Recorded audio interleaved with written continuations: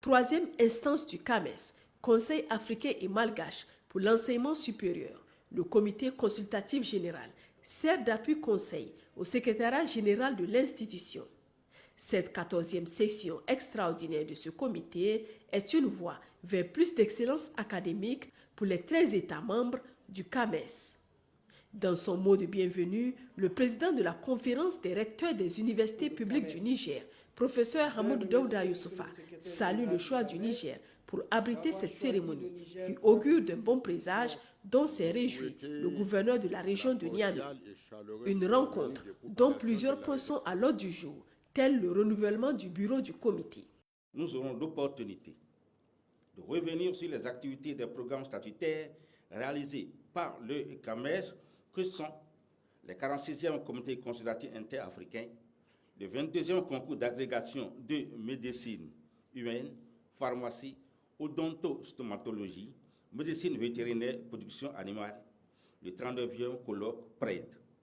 Nous discuterons sur l'état d'exécution du plan stratégique de développement du CAMES 2024-2028.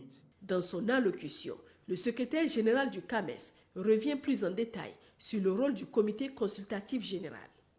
Le CCG analyse et donne son avis sur l'état de mise en œuvre et les perspectives des activités académiques et scientifiques réalisées ou planifiées par le secrétariat général. Il assure également la transmission des informations académiques et scientifiques du CAMES aux institutions d'enseignement supérieur et de recherche des États membres. C'est vous dire l'importance capitale de cette instance dans la vie et les performances de notre institution.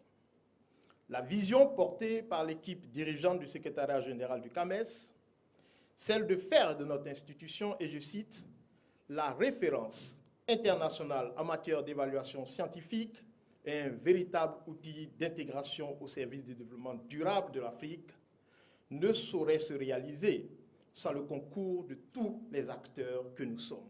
Cette réunion extraordinaire marque un tournant décisif pour le CAMES, a rappelé le ministre en charge de l'enseignement supérieur en lançant les travaux de cette assise. La véritable indépendance doit s'appuyer sur l'enseignement supérieur et la recherche pour lesquels le CAMES s'efforce de cultiver l'excellence. Les plus hautes autorités de notre pays placent l'enseignement supérieur au rang des priorités pour la quête de la souveraineté et du développement. L'ordre du jour de cette session extraordinaire comporte des points très importants. Ça va de l'élection des membres du bureau à l'adoption du rapport de la réunion ordinaire du CCG de juillet 2024, en passant par la signature du protocole d'accord avec la Commission de l'Union africaine, le point sur le déroulement de la phase de préinscription au CCI 2025, ainsi que la demande d'affiliation au CAMES de 2 établissements privés d'enseignement supérieur.